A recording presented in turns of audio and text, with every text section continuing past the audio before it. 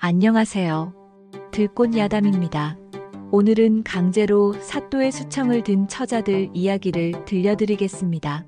전라도 깊은 산자락 아래 백성들의 원성이 무성한 고을이 있었습니다.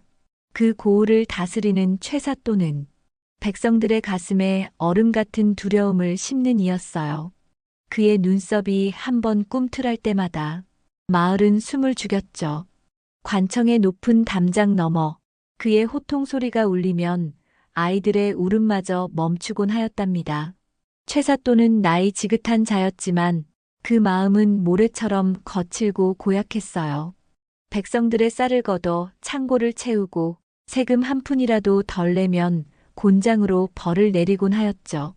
어느 날엔 굶주린 노파가 한 되의 쌀을 구걸했다가 사또의 명에 따라 마을 광장에서 발가벗겨진 채 웃음거리가 되었답니다. 또 다른 날엔 어린 소년이 사또의 말고삐를 잡았다가 손목이 잘릴 뻔하였어요.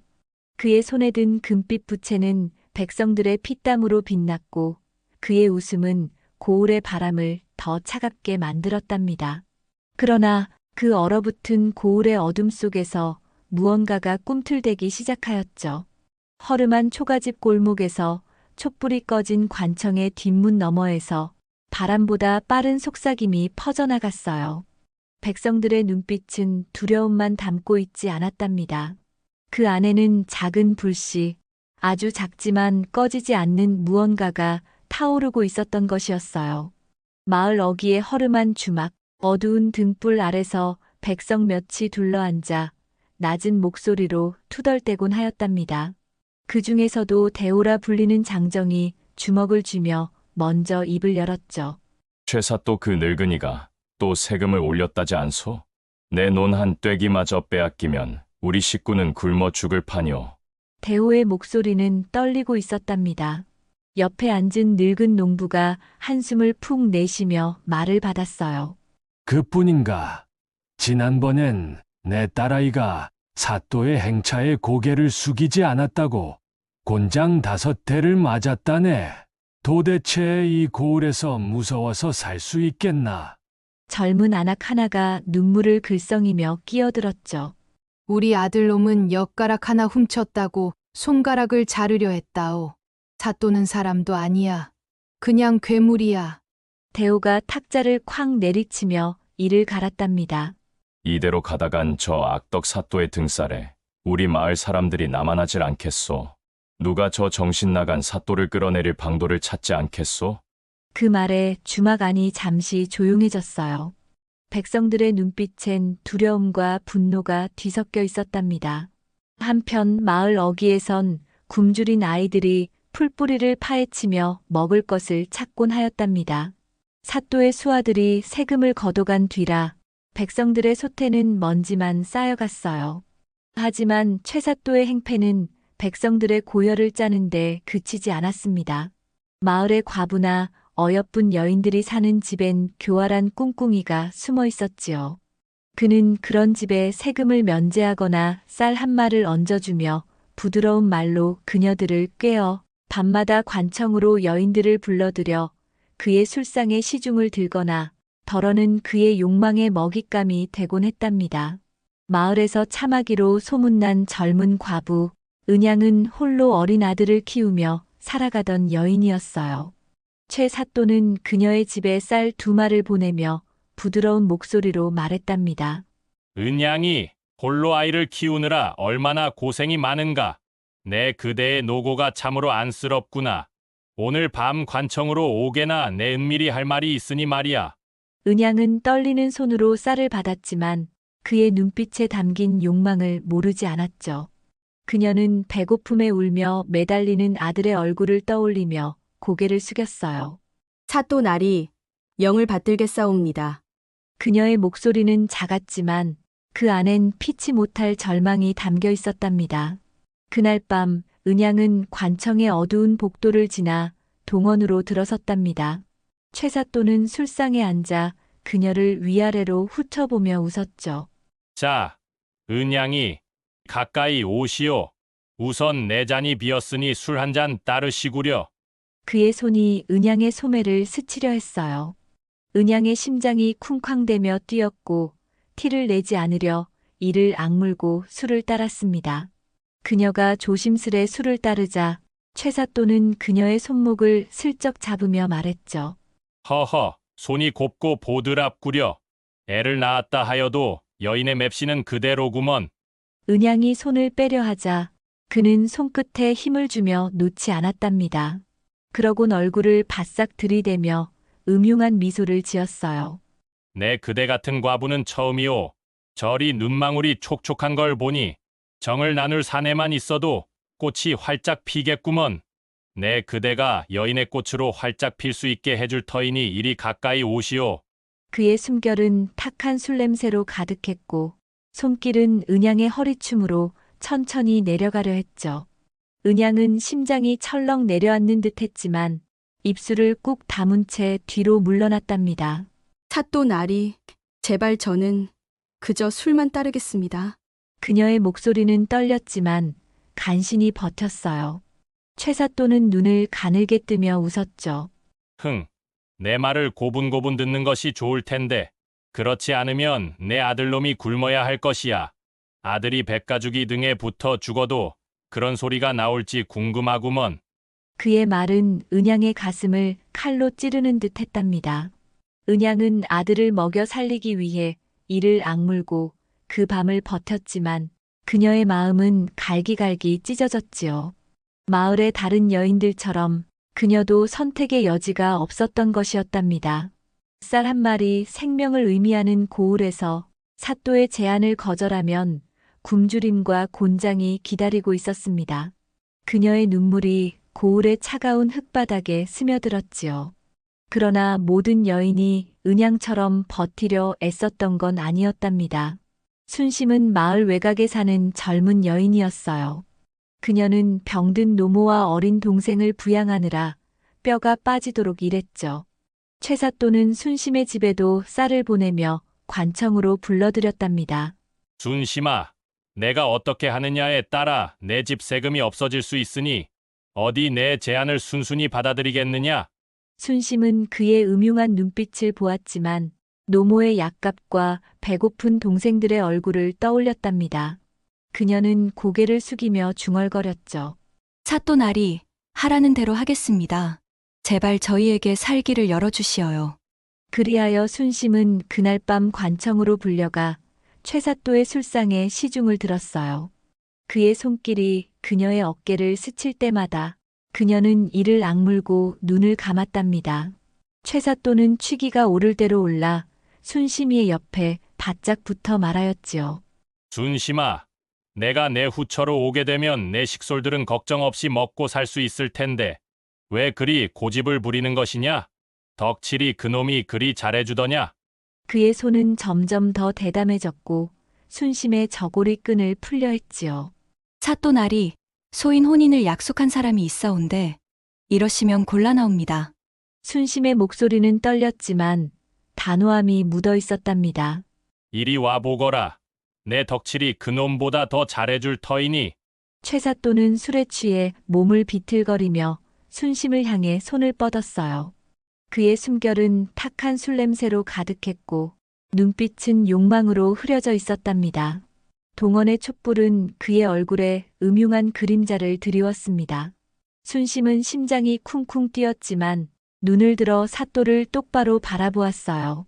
거절하면 굶주림과 곤장 형벌이 내려질 걸 알기에 순심은 이를 악물고 마음을 다잡았죠. 호랑이 굴에 들어가도 정신만 차리면 살 수 있다. 그녀의 머릿속은 빠르게 굴러갔답니다. 사또 나리, 소인이 어찌 나리의 은혜를 모르겠사옵니까?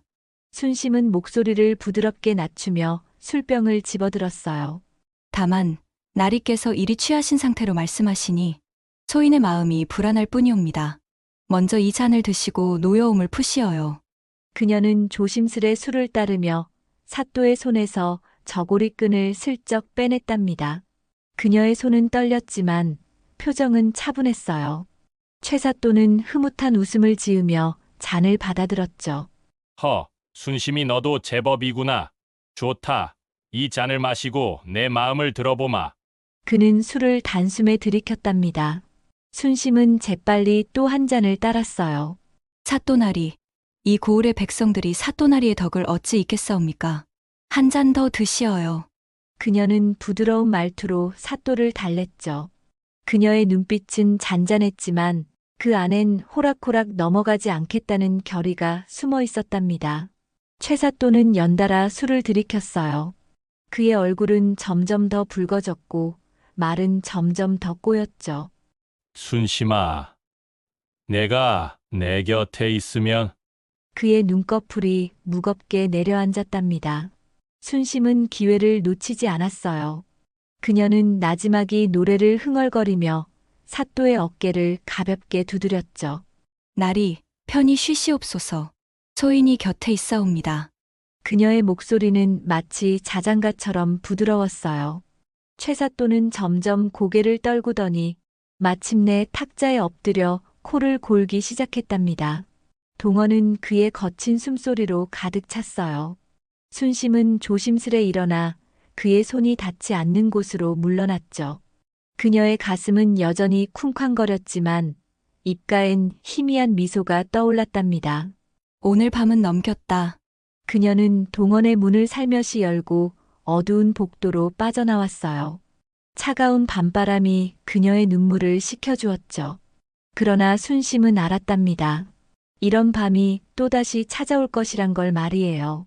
마을로 돌아온 순심은 덕칠의 집 앞에서 잠시 멈춰섰어요. 그의 집에서 새어나오는 희미한 등불을 보며 순심은 다짐했죠. 더는 이렇게 살 수 없다. 그녀의 속삭임은 밤 공기에 흩어졌답니다. 관청의 어두운 구석에서 아전 이만석은 최사또의 만행들을 전해들었죠. 그는 촛불 아래 앉아 미소를 지었답니다. 순심이의 눈물도 백성들의 분노도 그래 조금만 더 백성들의 원성을 듣거라. 그의 목소리는 낮았지만 단단한 결의로 가득했어요. 이런 악행은 고을 전체에 어두운 그림자를 드리웠답니다. 은양의 눈물과 순심의 침묵은 백성들의 가슴에 깊은 상처를 남겼죠. 마을 어귀의 주막에서 백성들은 낮은 목소리로 속삭였어요. 은양이도 순심이도 사또에게 끌려갔다지. 이대로 두면 우리 딸들도 안전하지 않을 거야. 그들의 분노는 점점 커졌답니다. 그러는 가운데 최사또는 마을 어귀에 사는 연희를 관하로 불러들였습니다. 그는 어여쁜 얼굴로 마을 사람들의 입에 오르내리던 처녀였어요. 최사또는 연희에게 쌀을 주며 말하였지요. 오늘 밤 내 너에게 은밀히 할 말이 있으니 관청으로 오거라.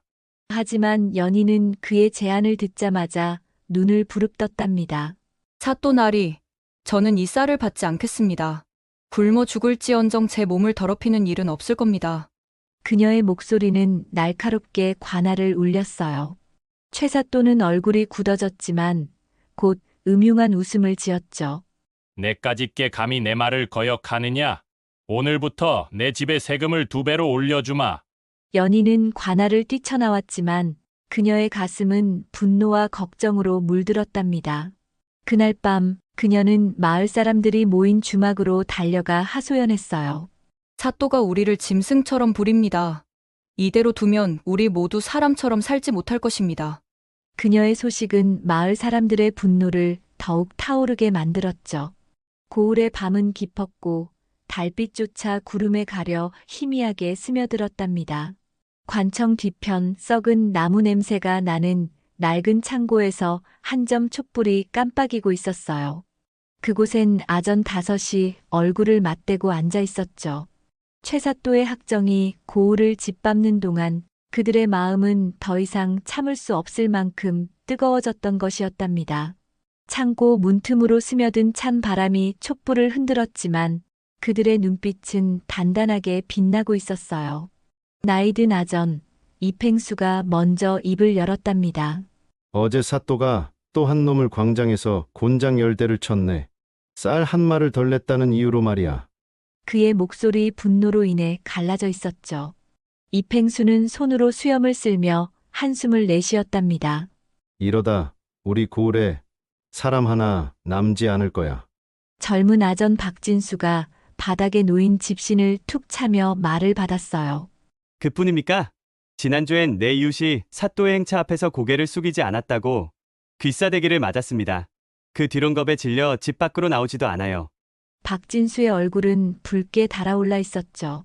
사또는 우리를 짐승처럼 부리는데 언제까지 이렇게 살 겁니까? 창고 안은 무거운 침묵으로 가득 찼답니다. 아전들은 서로 눈치를 보며 숨을 골랐어요. 그때 구석에 앉아있던 아전 이만석이 천천히 일어섰죠. 그의 눈에는 묘한 빛이 감돌고 있었답니다. 여러분, 이렇게 한탄만 하다간 아무것도 바뀌지 않습니다. 이만석은 단호한 어투로 말을 이었어요. 사또를 끌어내릴 방법이 있습니다. 그를 스스로 무너지게 할 아주 간단한 방법 말입니다. 아전들의 눈이 일제히 이만석에게로 쏠렸답니다. 그게 뭔 소리요? 이팽수가 눈을 치켜뜨며 물었죠. 이만석은 촛불을 내려다보며 미소를 지었어요. 사또가 미쳤다고 소문낼 만한 일을 저질러서 그를 혼란에 빠뜨리고 고을 전체가 그를 손가락질하게 만드는 겁니다. 그런 일이 가능하겠소? 박진수가 고개를 갸웃하며 물었답니다. 이만석은 고개를 끄덕였죠. 한 아이면 됩니다. 순진한 얼굴을 가진 누구도 의심하지 않을 그런 아이 말입니다. 그의 말은 마치 칼처럼 날카롭게 아전들의 가슴을 파고들었어요. 이만석은 더 이상 말을 잇지 않았지만 그의 눈빛은 무언가 큰 그림을 그리고 있는 듯 했답니다. 아전들은 서로 얼굴을 마주보며 숨을 삼켰죠. 아이가 무엇을 한단 말이오? 박진수가 중얼거리자 이만석이 대답했어요. 두고 보시게. 사또의 오만을 깨뜨릴 좋은 방법이 있다네. 그들의 목소리는 조심스러웠지만 그 안에는 단단한 결의가 담겨 있었답니다. 창고 밖에서는 밤바람이 나무 문을 스치며 낮은 울림을 만들었어요. 촛불은 흔들리며 아전들의 얼굴에 긴 그림자를 드리웠죠. 그들은 계획의 전모를 아직 알지 못했지만 무언가 큰 일이 시작되리라는 예감이 그들의 가슴을 채웠답니다. 고을의 아침은 고요했지만 관청 동원에는 묘한 긴장감이 감돌고 있었답니다. 최사또는 나무 의자에 앉아 서책을 넘기며 금빛 부채를 느릿느릿 흔들고 있었죠. 그의 얼굴엔 백성들의 고혈로 채운 창고를 떠올리는 듯한 미소가 떠올라 있었어요. 관청의 하인들은 고개를 숙인 채 숨소리조차 내지 않았답니다. 그 순간 동원의 문이 벌컥 열리며 한 소년이 뛰어들었어요. 그 소년은 바로 소금이었죠. 순진한 눈빛을 가진 그러나 손끝에 단단한 결의를 품은 아이였답니다. 소금이는 숨을 헐떡이며 사또 앞에 섰어요. 하인들이 미처 맞기도 전에 소금이의 작은 손이 바람처럼 움직였죠. 짝! 날카로운 소리와 함께 소금이의 손바닥이 최사또의 뺨을 세게 때렸답니다. 동원 안은 순식간에 얼어붙었어요. 사또의 부채가 툭 떨어졌고 하인들의 입은 떡 벌어졌죠.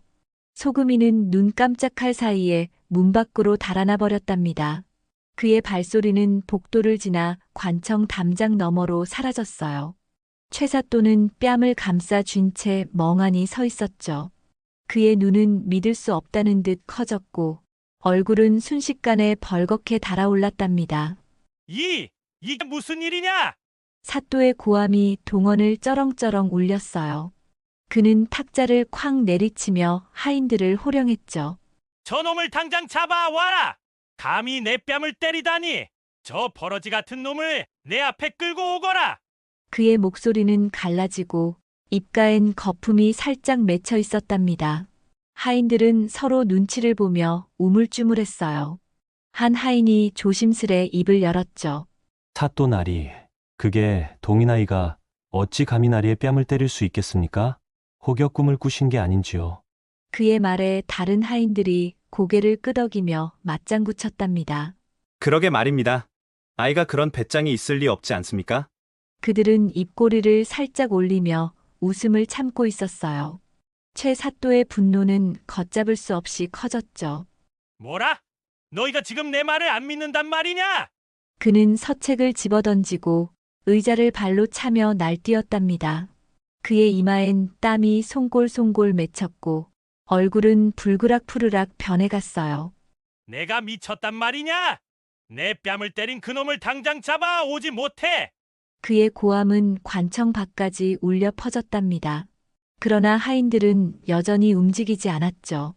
그들은 멀리서 킥킥거리는 소리를 내며 서로 눈짓을 주고받았어요.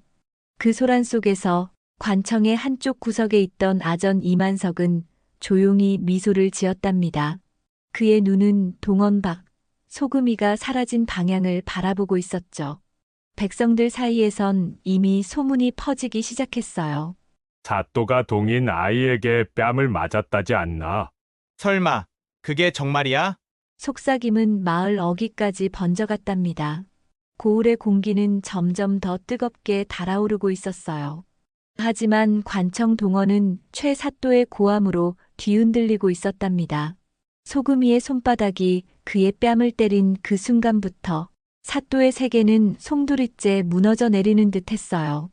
그의 분노는 참을 수 없어 계속 고래고래 소리를 질렸습니다. 그놈을 잡아 오라니까!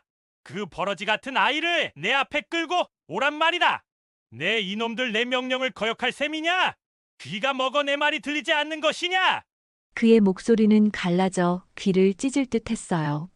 그는 문을 발로 차고 기둥을 주먹으로 내리치며 미친 듯이 날뛰었답니다. 그의 옷소매는 땀에 젖어 축 늘어졌고 입가엔 거품이 하얗게 맺혀 있었죠. 그때 한 하인이 조심스레 입을 열었죠. 사또 나리, 진정하십시오. 동인 아이가 어찌 나리의 뺨을 때릴 배짱이 있겠습니까? 사또가 꿈을 꾸신 게 분명합니다. 그 말에 다른 하인들이 킥킥거리며 맞장구 쳤답니다. 그러게 말입니다.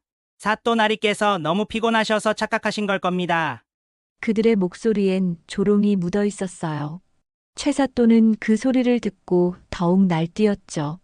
그는 바닥에 떨어진 서책을 집어 하인들에게 던졌고 탁자를 뒤엎으며 고함쳤답니다. 나를 정신이 나간 사람처럼 취급하는구나. 내가 눈이 멀었단 말이냐? 내 뺨이 아직도 얼얼하다. 그 소란 속에서 사또의 아들 영수가 급히 동원으로 뛰어들었어요. 그는 아버지의 모습을 보고 숨을 삼켰죠. 최사또는 땀에 젖은 머리카락을 헝클어뜨린 채 마치 귀신이라도 본 듯 날뛰고 있었답니다. 영수가 다급히 말했어요. 아버님, 대체 무슨 일이십니까? 왜 이리 소란을 피우시는 겁니까? 그의 목소리엔 걱정과 두려움이 섞여 있었죠. 한 하인이 영수에게 귓속말로 상황을 전했답니다. 사또 나리께서 동인 아이에게 뺨을 맞았다고 하십니다. 저희더러 그 아이를 잡아오라 하시는데 누가 믿겠습니까? 영수는 눈을 크게 뜨며 아버지를 바라보았어요. 그는 천천히 다가가 낮은 목소리로 말했죠. 아버님, 진정하십시오. 설마 아이가 아버님의 뺨을 때렸겠습니까? 이 고을에서 누가 감히 그런 짓을 하겠어요? 혹여 병환이 드신 게 아닌지요? 그 말은 최사또의 분노에 기름을 부은 격이었답니다. 내 놈도 내 말을 안 믿는구나. 그는 영수에게 달려들어 그의 멱살을 잡았죠. 너는 내 아들도 아니다. 이놈들이 짜고 치고 모두 날 속이려 드는구나. 그의 손은 덜덜 떨렸고 눈은 핏발이 서 있었어요. 영수는 겁에 질린 얼굴로 아버지를 말리려 했지만 최사또는 이미 이성을 잃은 듯 했답니다. 그는 동원 바닥에 주저앉아 가슴을 치며 울부짖었죠. 내가 이 고을의 사또다. 어찌 나를 이렇게 모욕하느냐? 영수는 더 이상 참을 수 없었어요. 그는 급히 의원을 불러오라 명했답니다. 곧 허름한 약상자를 든 의원이 동원으로 들어왔죠. 의원은 최사또의 몰골을 보고 눈을 가늘게 뜨며 말했어요. 진정을 위해 이 약을 좀 드셔보시지요. 그는 떨리는 손으로 약사발을 내밀었답니다. 그러나 최사또는 약사발을 발로 차며 고함쳤죠. 약담이 필요 없다. 너희 모두 날 미쳤다고 몰아세우는구나. 약사발은 바닥에 떨어져 산산조각 났고 약 냄새가 동원을 가득 채웠답니다. 관청 밖에서는 백성들 사이에 소문이 바람처럼 퍼져나갔어요. 최사또는 동원 한 구석에 주저앉아 숨을 헐떡였어요. 그의 머릿속은 혼란으로 가득 찼죠. 내가 정말 미친 걸까? 그는 뺨을 어루만지며 중얼거렸답니다. 고을의 공기는 소문으로 뜨겁게 달아오르고 있었답니다. 최 사또가 동인 아이 소금이에게 뺨을 맞고 미쳐 날뛰었다는 이야기는 마을 어귀에서 논밭까지 바람보다 빠르게 퍼져나갔죠. 관청 동원은 여전히 혼란으로 들썩였어요. 최 사또는 땀에 젖은 옷을 입은 채 헝클어진 머리카락을 쥐어뜯으며 중얼거리고 있었답니다. 내 뺨을 때린 게 정말이라니까. 왜 아무도 믿지 않는 거야? 그의 눈빛은 혼란과 분노로 뒤엉켜 있었죠. 그런 와중에 고을에 감사의 행차가 도착했답니다. 이대감이라 불리는 감사는 냉철한 눈매와 단단한 위엄을 가진 자였어요. 그의 말 한마디가 고을의 운명을 바꿀 수 있었죠. 감사는 관청에 들어서자마자 동원의 어수선한 꼴을 보고 눈썹을 찌푸렸답니다. 바닥엔 부서진 약사발 조각이 나뒹굴고 하인들은 겁먹은 척하며 서로 눈짓을 주고받고 있었어요. 최 사또는 감사의 모습을 보고 급히 몸을 추슬렀죠. 그는 떨리는 손으로 옷매무새를 고치며 앞으로 나섰답니다. 감사나리, 어찌 이리 갑작스레 행차하셨습니까? 그의 목소리는 갈라져 있었고 이마엔 여전히 땀이 맺혀 있었어요. 감사는 차가운 눈으로 그를 훑어보며 말했죠. 최 사또, 내 관청 초입에서 우연히 소문을 들었는데 자네가 깊은 병에 걸렸다던데 사실이요? 최 사또는 얼굴이 순식간에 굳어졌답니다. 병이라니요? 제가 무슨 병이 있단 말입니까? 그는 목소리를 높이며 억울함을 호소했죠. 동인 아이가 제 뺨을 때렸습니다. 이 고을의 하인들이, 백성들이 모두 저를 속이고 조롱하고 있사옵니다. 그의 손은 덜덜 떨렸고 얼굴은 다시 불그락푸르락 변했어요. 입가엔 거품이 살짝 맺히며 그의 말이 점점 더 빨라졌답니다. 감사나리, 제발 제 말을 믿어주시옵소서. 감사는 말없이 최 사또를 바라보았죠. 그의 눈빛은 마치 얼음처럼 차가웠어요. 최 사또는 계속해서 소리쳤답니다. 저를 이리 만든 자들을 벌해야 합니다. 그 아이, 제 뺨을 때린 그 아이를 당장 잡아 곤장 100대를 쳐야 합니다. 그러나 그의 고함은 동원 안에서 메아리칠 뿐 감사의 표정은 조금도 변하지 않았어요. 감사는 천천히 손을 들어 하인들에게 물었죠. 너희는 사또의 말을 믿느냐? 동인 아이가 정말 뺨을 때렸단 말이냐? 하인들은 고개를 숙인 채 조심스레 대답했답니다. 감사나리, 저희는 아무것도 보지 못했사옵니다. 아마 사또 나리께서 착각하신 것 같습니다. 한 하인은 입꼬리를 살짝 올리며 덧붙였죠. 사또 나리께서 요즘 이 고을을 번영시키고자 잠도 안 주무시고 일을 하시어 부쩍 피곤해하셨습니다. 그 말에 동원 안이 잠시 조용해졌어요. 최 사또는 이를 악물고 하인들을 노려보았지만 그의 눈빛은 점점 더 흔들리고 있었답니다. 감사는 한숨을 내쉬며 고개를 저었죠. 최 사또, 병이 깊구려. 더 이상 이 고을을 다스릴 몸이 아닌 것 같소. 그는 단호한 목소리로 하인들에게 명했답니다. 사또를 고향으로 돌려보내어 당분간 휴식을 취하도록 하라.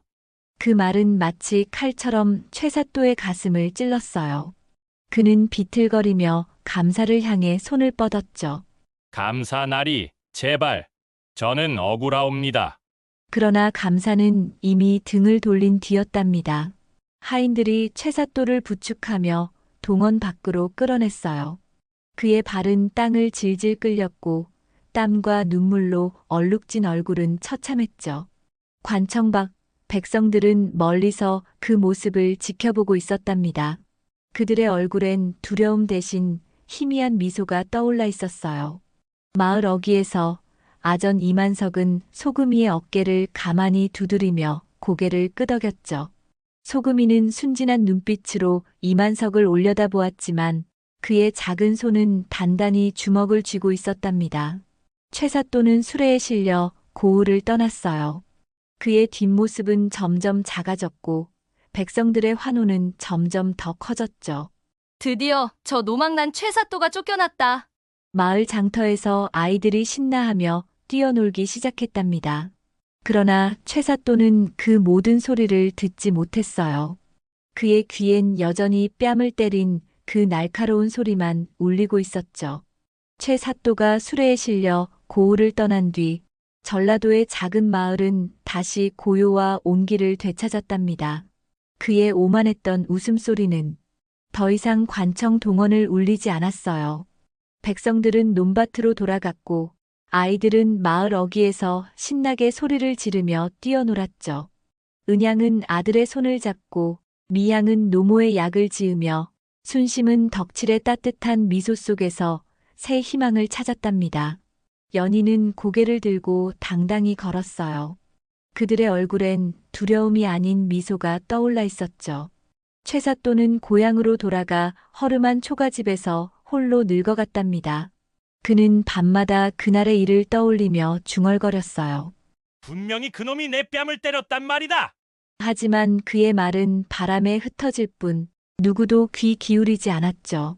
그의 손은 더 이상 금빛 주머니를 쥐지 못했고 그의 눈빛은 빛을 잃었답니다. 그는 끝내 자신의 오만이 그를 무너뜨렸음을 깨닫지 못했어요. 고을 백성들은 달라졌답니다. 그들은 이만석의 지혜와 소금이의 용기, 순심의 기지와 연희의 당당함을 이야기하며 가슴을 펴기 시작했죠. 주막에 모인 백성들은 술잔을 기울이며 큰 소리로 얘기하였어요. 우리가 하나가 되니 사또도 무너졌지. 다시는 그런 자에게 휘둘리지 말자꾸나. 세월이 흘렀어도 그 고을엔 한 가지 교훈이 전해 내려왔답니다.